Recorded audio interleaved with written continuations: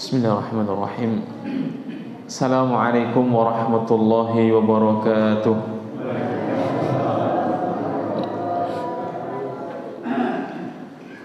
Innal hamdalillah nahmaduhu wa nasta'inuhu wa nastaghfiruh wa na'udzu billahi min shururi anfusina wa min sayyiati a'malina may yahdihillahu fala mudilla lahu wa may yudlilhu fala hadiyalah.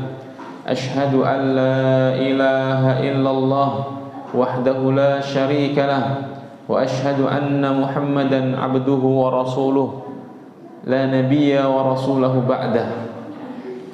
Yaqulu tabaraka wa ta'ala fi kitabihil karim Alif lam mim dzalikal kitabu la raiba fihi hudal lil muttaqin. Sadaqallah wa sadaqa rasuluhu wa huwa shadiqul masduq. Alhamdulillah, Bapak Ibu-ibu jamaah rahimani wa rahimakumullah. Alhamdulillahi rabbil alamin. Wa bi ni'matillahi tatimmus shalihat. Alhamdulillah atas nikmat-nikmat Allah sehingga pada kesempatan malam hari ini kita bisa beribadah kepada Allah Subhanahu wa ta'ala. Maka semua ini adalah ma'unah, pertolongan Allah kepada kita, nikmat yang besar.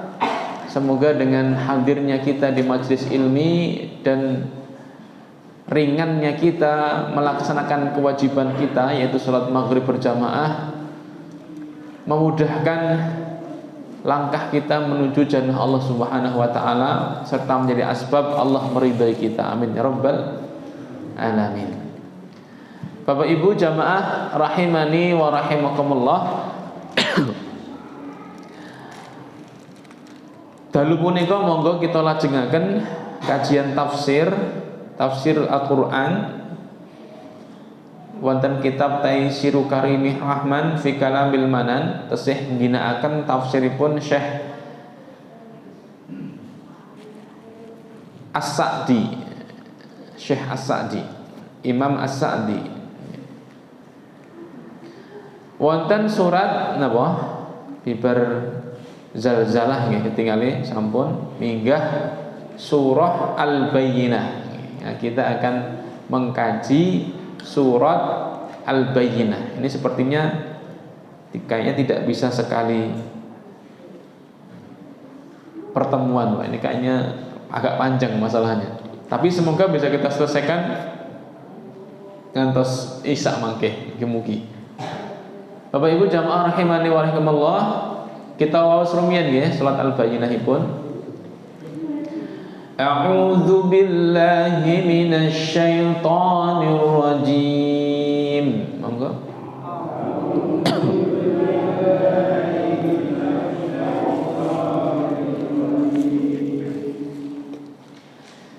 Bismillahirrahmanirrahim.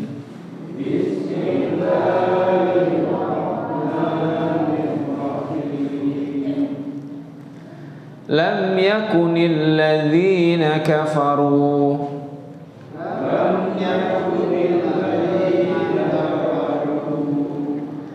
min ahlil kitabi wal musyrikin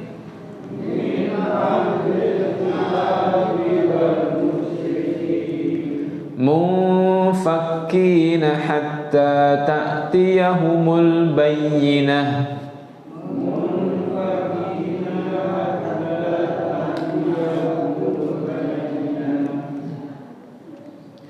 Rasulun minallah. Monggo.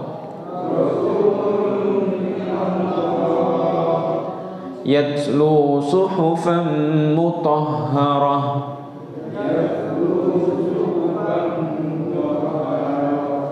fiha kutubun qayyimah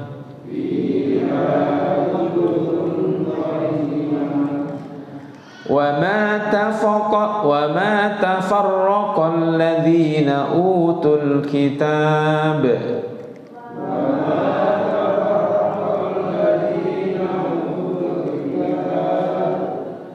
illa min ba'di ma ja'athumul bayyinah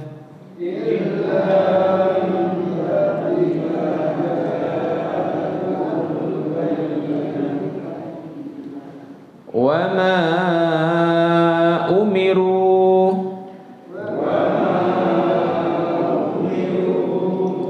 illa liya'budullah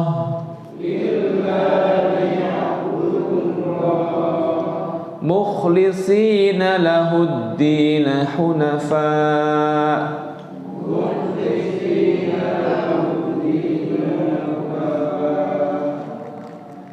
wa yuqimus salata wa yu'tuz zakah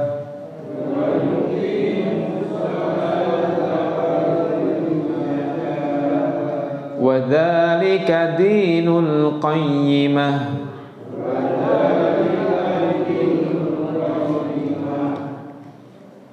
Innal ladzina kafaru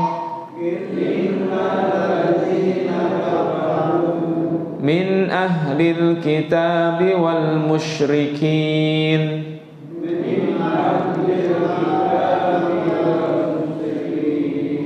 fi nari jahannam khalidina fiha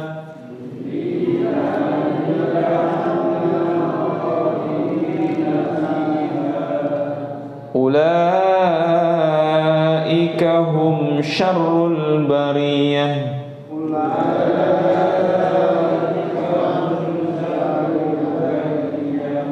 Nih, kita cekapi atas ayat 6 riyen nggih. Mungkin saged kita kaji.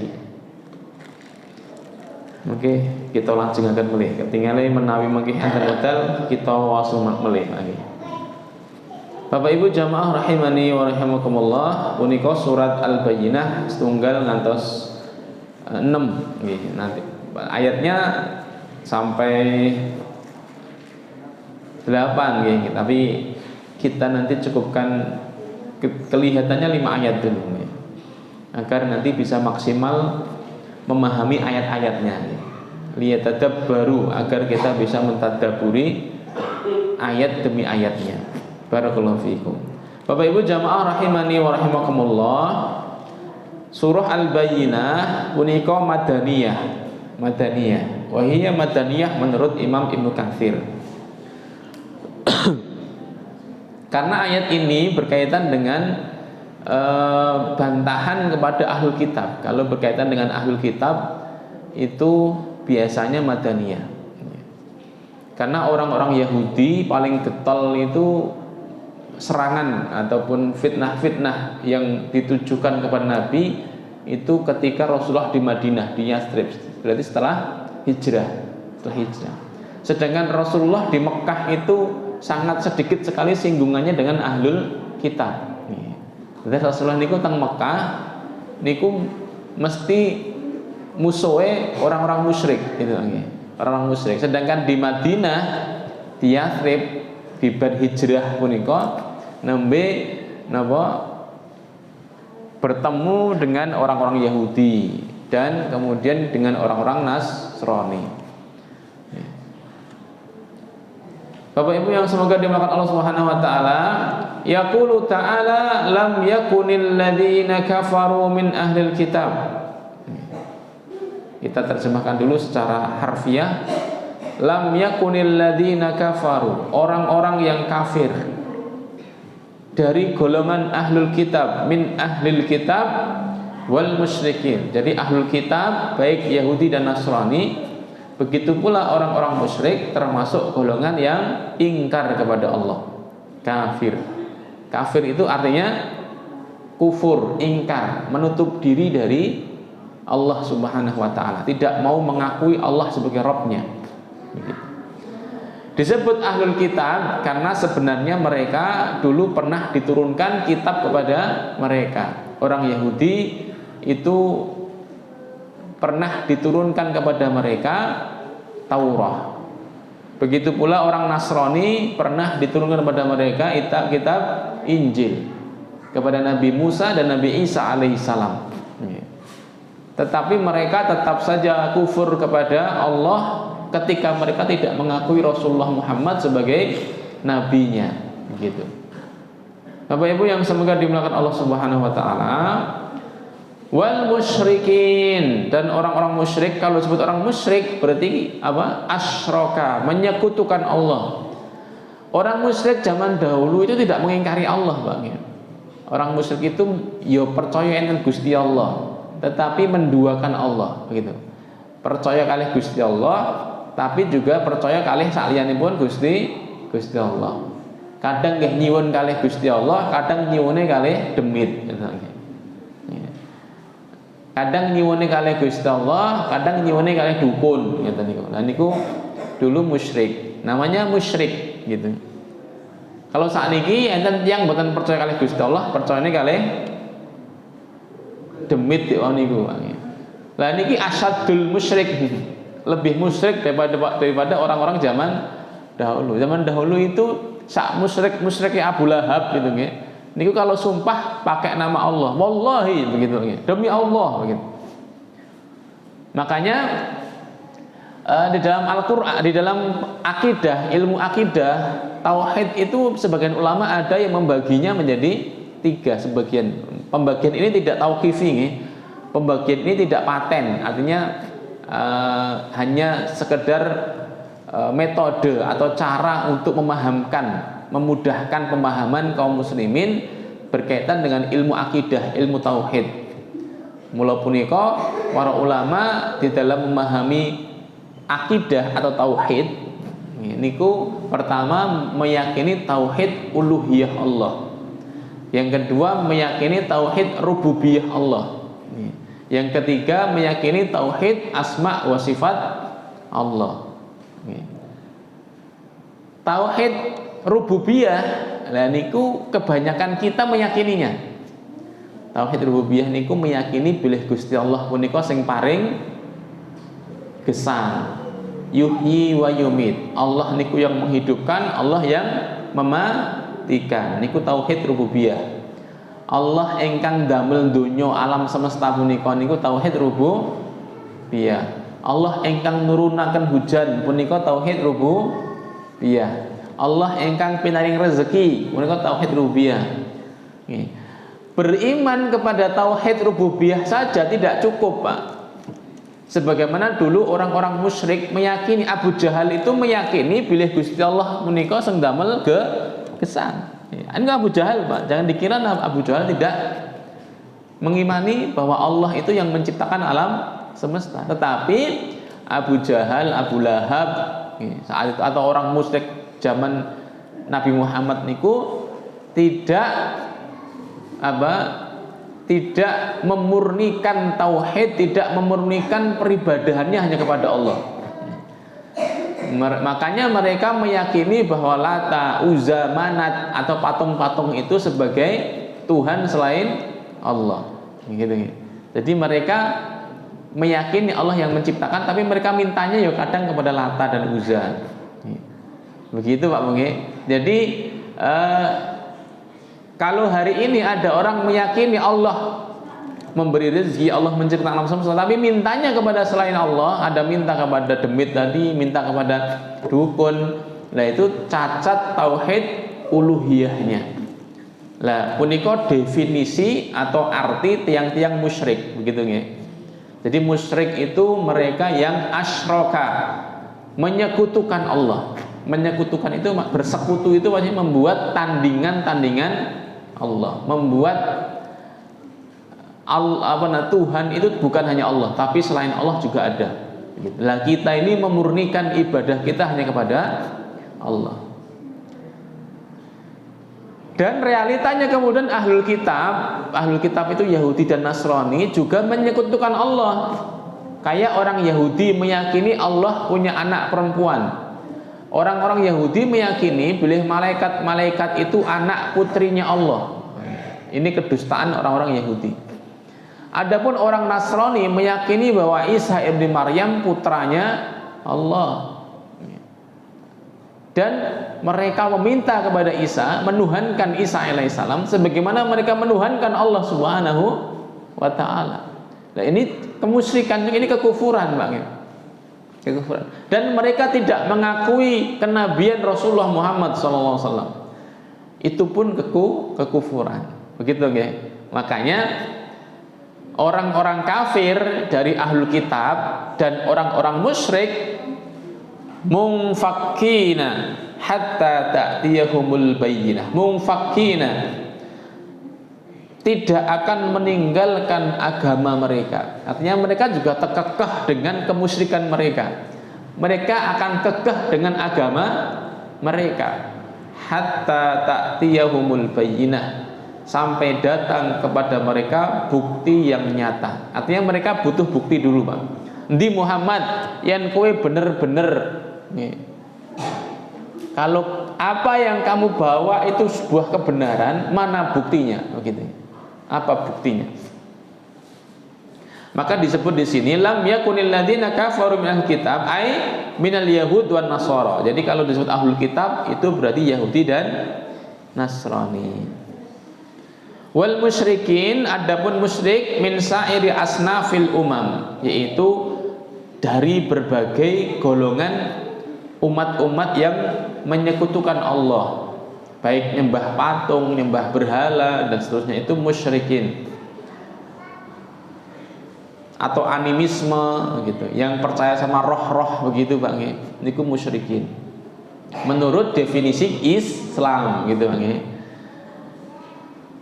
Mungfakina an kufrihim, jadi mereka tidak akan meninggalkan kekafiran mereka, wa dhalalihim, dan kesesatan mereka, alladzihum alaih, yang mana mereka berada di atas kekufuran dan kesesatan tersebut.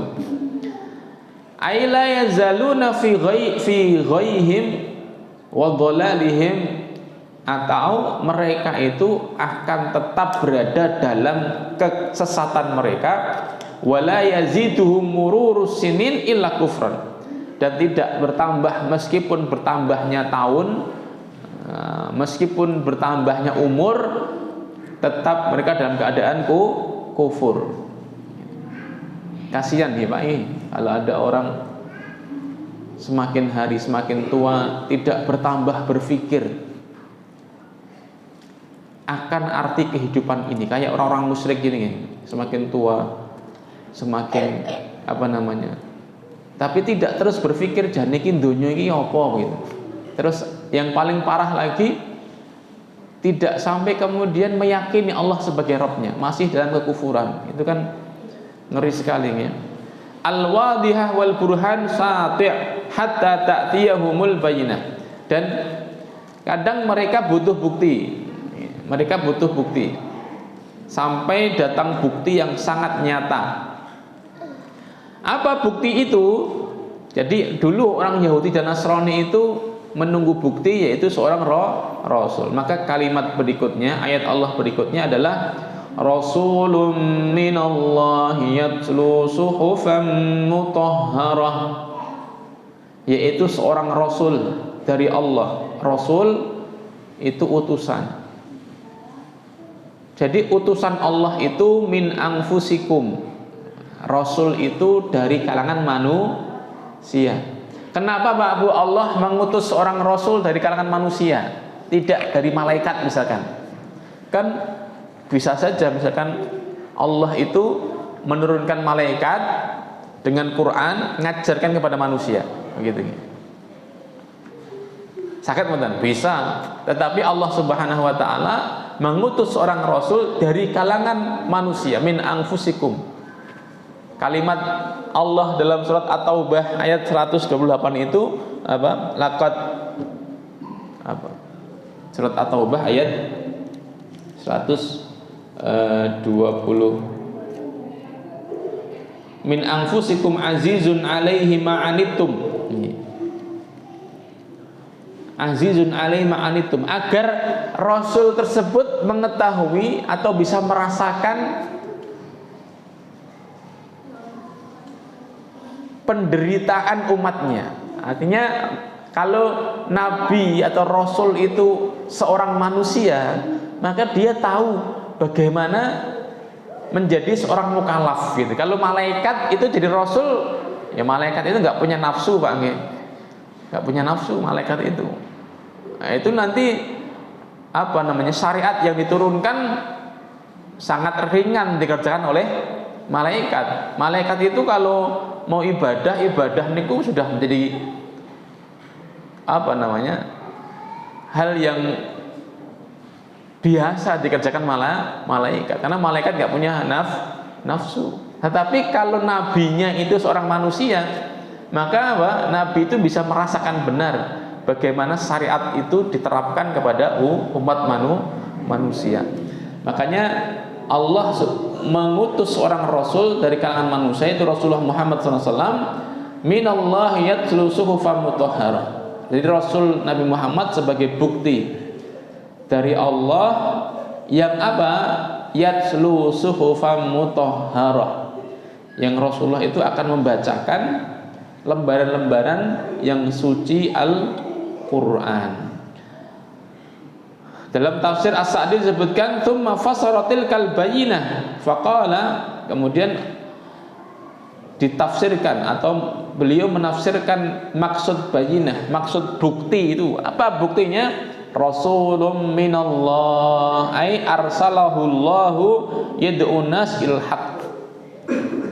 Bukti tersebut adalah Allah mengutus seorang rasul yang menyeru manusia kepada kebenaran. Wa anzala alaihi kitaban yatsluhu, yang rasul tersebut diturunkan kepadanya alkitab, yaitu Al-Quran. Yatsluhu, yang kemudian rasul tersebut akan membacakan kitab tersebut kepada manusia. Liya'laman nas al-hikmah wa yuzakkihim, agar manusia mengetahui hikmah dan agar Rasul mensucikan mereka. Jadi gini Bapak Ibu jamaah rahimakumullah, Quran itu di dalamnya ada hikmah. Hidup ini Pak Bu, kalau tidak punya hikmah, nggak ngerti hikmah, itu akhirnya manusia itu akan ngawur Pak. Gimana? Tiang punika menawi mboten ngertos hikmah,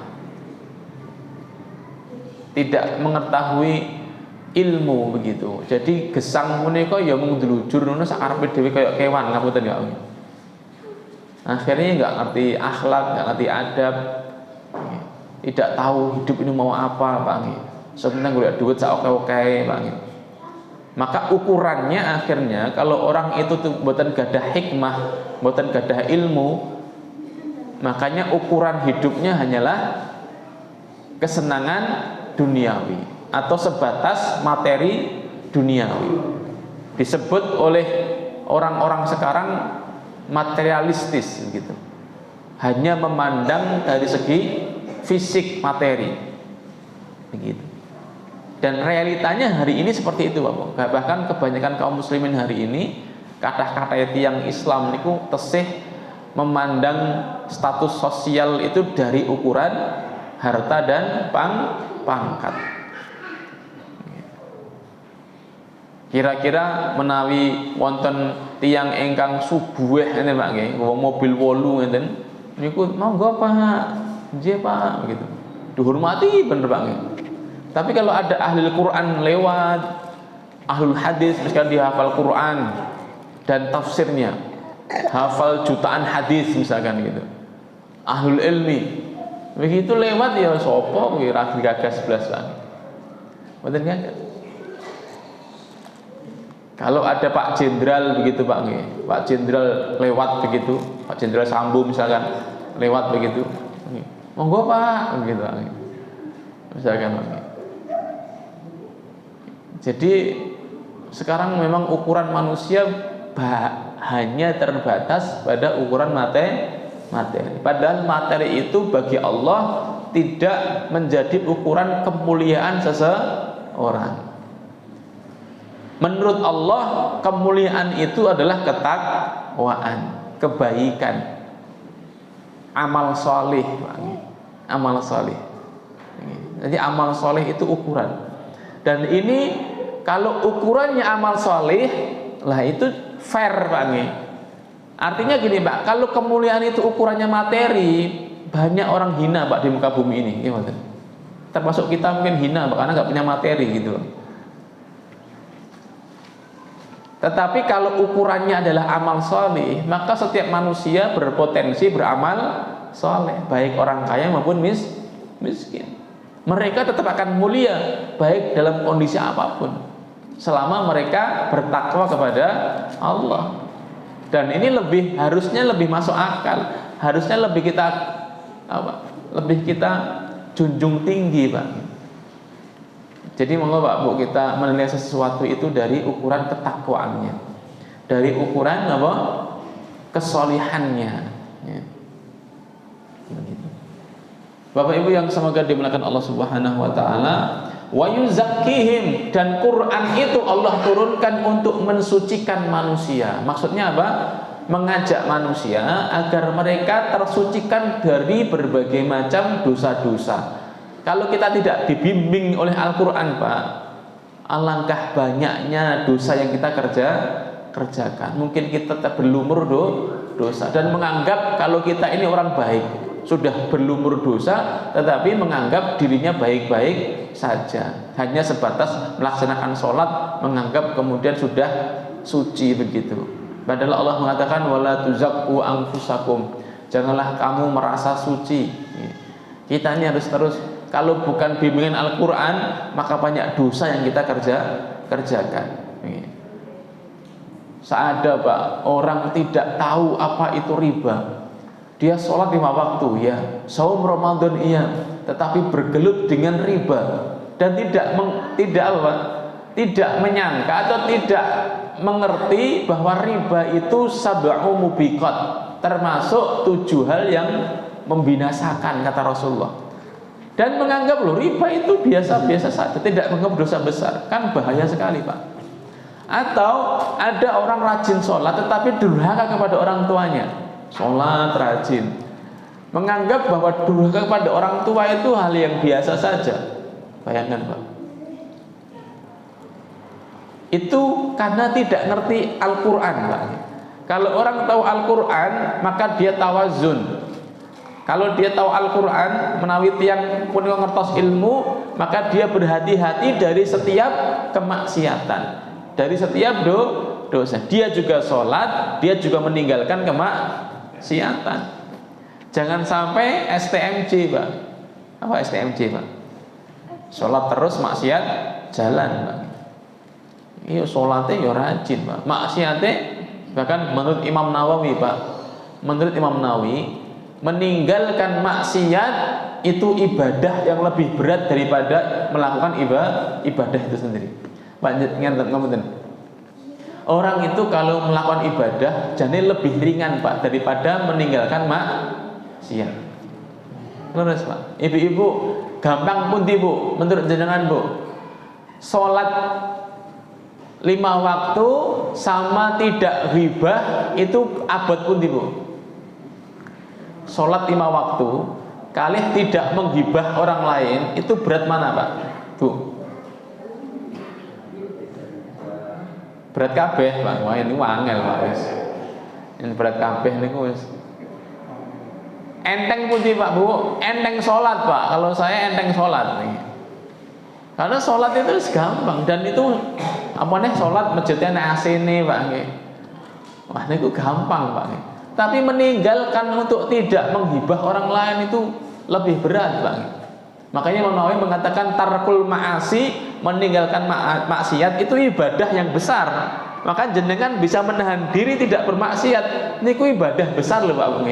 Jadi jangan dikira. Makanya sampai ada beberapa kiai itu mengatakan, makanya kalau enek wong sing tongkrang-tongkrong ngopi ini kok aja mbok suudzoni, Pak. Niku mending bang maksiat gitu, nggih. Tiyang menika nongkrong-nongkrong ngopi ra gelem ngaji gitu, nggih. Misale ngeten, nggih. Niku rada mending, nggih. Bangane apa sing remi kali sing mendem, nggih.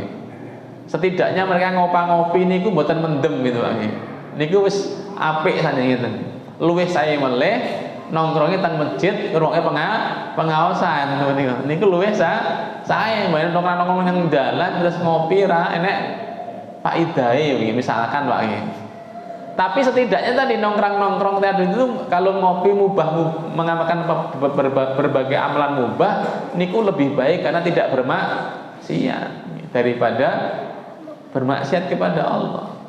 Maka Bapak Ibu jamaah rahimani wa rahimakumullah, Quran itu Allah turunkan untuk apa? Wa yuzakkihim, untuk mensucikan manusia, agar manusia tersucikan dari dosa-dosa. Karena kalau kita ngerti ilmu kan menjauhinya, Pak nggih.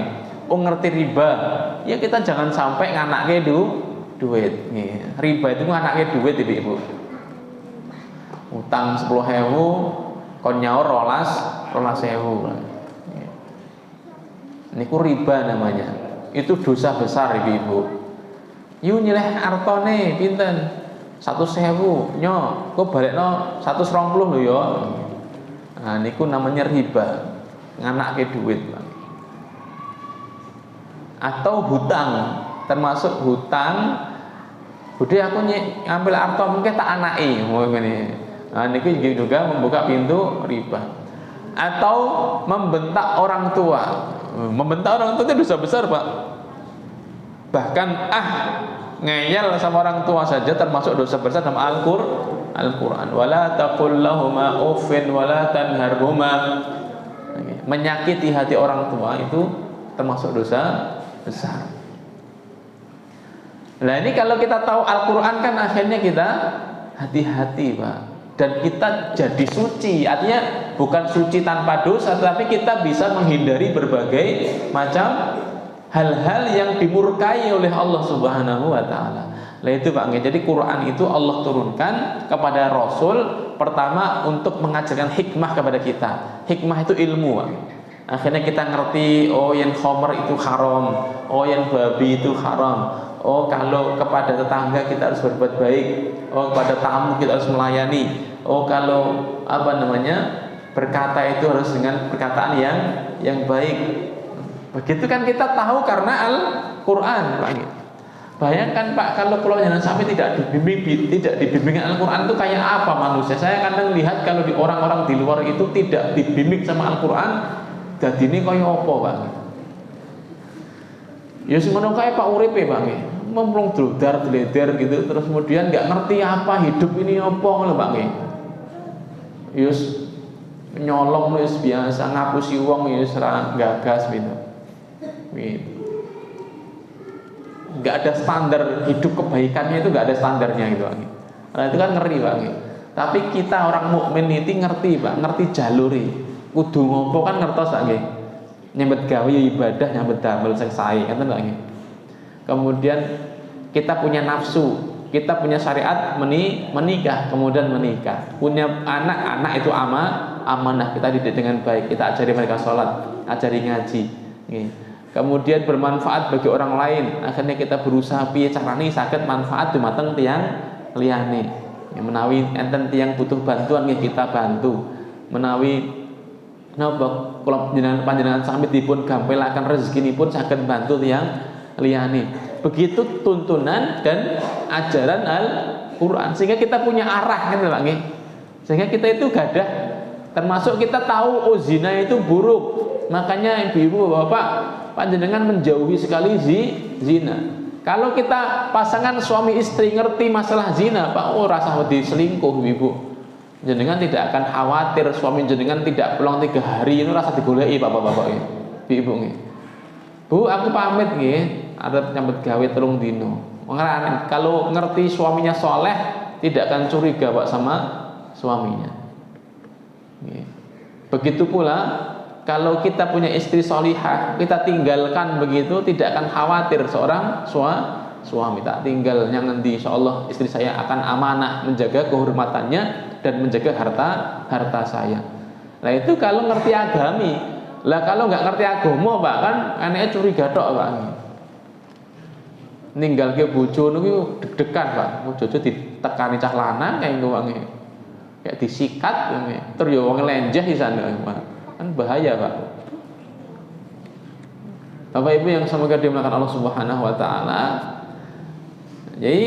Jadi liyak laman nas. Rasul itu membacakan Al-Qur'an untuk mengajari manusia hikmah. Wa yuzakkihim, dan mensucikan mereka. Wa yukhrijuhum minadh-dhulumati ilan nur, dan mengeluarkan manusia dari gelapnya kejahiliahan menuju terangnya Islam. Jadi Nabi itu kemudian mengeluarkan kejahiliahan. Sungguh Pak Bu, yaktos bilih kula panjenengan sami mboten ngertos agami punika wis gelap hidupipun. Wis peteng Pak wis. Artinya peteng wis ora ya mung paling seneng-seneng model-model kayak kewan punika. Kayak orang-orang barat begitu nggih. Hidup bebas, free sex bayangkan. Anak-anak pulang rusak semuanya Pak. Makanya jangan bangga Pak kalau anak sekolah di barat Pak. Kadang-kadang ada orang tua kalau anaknya sekolah orang sugih-sugih niku nggo anake lulus Amerika niku banggane ra karuan Pak. Padahal pulang-pulang jadi gay. Pulang-pulang rusak akidah jadi liberal begitu. Meskipun kita terus tidak mengharamkan sekolah atau mencari ilmu teknologi misalkan di luar sana. Kalau memang butuh teknologi ke sana, ya silahkan belajar ke sana Pak Bu. Tetapi menjaga din kita penting. Bahkan sebagian ulama sampai mengharamkan apa? Safar ke negeri kafir atau negeri yang rusak secara akidahnya, meskipun tujuannya tolabul ilmi atau mencari ilmu teknologi. Selama di negeri Islam ada ilmu teknologi gitu. Misalkan kalau di Turki itu ada ilmu teknologi, kenapa nggak ada ke Turki saja Pak? Kenapa harus ke Amerika gitu? Jadi Bapak Ibu yang semoga dimuliakan Allah Subhanahu wa taala, Islam ini cahaya. Islam ini cahaya. Yatslu suhufam mutahharah. Yatslu membacakan lembaran-lembaran yang suci, yaitu Al-Qur'an. Ai mahfuzah.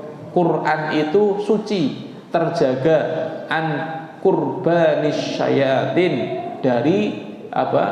Dari setan. Dari setan. Beda dengan buku-buku yang dikarang oleh manusia itu ya sangat rawan diganggu setan, atau kadang-kadang muatannya itu kadang-kadang masuk muatan-muatan setan. Maka kalau dulu Pak Bu, para ulama itu sebelum mereka menulis suatu kitab, kalau Imam Bukhari saat ingin nulis hadis, Imam Bukhari sholat dulu 2 rakaat baru nulis hadis. Tujuannya agar apa Pak? Agar tulisannya terbebas dari gangguan setan. Gitu Pak. Makanya hadis-hadis Imam Bukhari atau Sahih Bukhari as-sahul kutub ba'dal Quran, disebut para ulama kitab tersahih setelah Al-Quran. Karena apa? Karena Imam Bukhari sangat teliti sekali dalam mencari hadis, dan sebelum menuliskannya Imam Bukhari sholat dulu 2 rakaat begitu. Nah kalau sekarang kan banyak tulisan tanpa sholat, tanpa mohon bimbingan Allah, sehingga banyak sekali tulisan-tulisan yang akhirnya menyesatkan manusia begitu. Berarti baru 2 ayat Pak ini. 2 ayat. Bapak Ibu yang semoga dimuliakan Allah Subhanahu wa taala, jadi surat Al-Bayyinah ini disebut Al-Bayyinah karena memang Quran itu bukti. Quran itu bukti. Bukti bagi manusia atau hujjah nanti bagi manusia. Al-Quran hujjatun laka au 'alaika. Quran itu bukti bagimu, dan nanti juga Quran itu menjadi hujjah bagimu atau 'alaika, atau mungkin malah bisa menjadi saksi memberatkan siksa kita kelak yaumil qiyamah. Wa iyadzubillah. Makanya mari Pak Bu, monggo dipun pelajari Al-Qur'anipun lan dipun amalaken isi-isi Al-Qur'an. Menawi Qur'an bilang khomer punika haram nggih, monggo ditebihi. Menawi Al-Qur'an bilang zina niku fahisyah nggih, jangan dekat-dekat dengan zina. Wa iyadzubillah. Menawi napa boleh amal-amal sesuatu perbuatan dilarang sama Allah, ya jangan dekat-dekat dengan hal-hal yang dilarang sama Allah Subhanahu wa taala. Makaten Bapak Ibu jamaah rahimakumullah, kali ayat kita bahas wonten surat Al-Bayyinah. Insyaallah menawi wonten wekdal kula jenengaken wonten pembahasan atau ayat salajengipun. Monggo kita tutup majelis ilmu punika kanthi wawasan kafaratul majlis. Subhanakallahumma wa bihamdika asyhadu an la ilaha illa anta astaghfiruka wa atubu ilaik. Wonten lepatipun kula nyuwun pangapunten. Akhiru da'wan alhamdulillah. Assalamualaikum warahmatullahi wabarakatuh.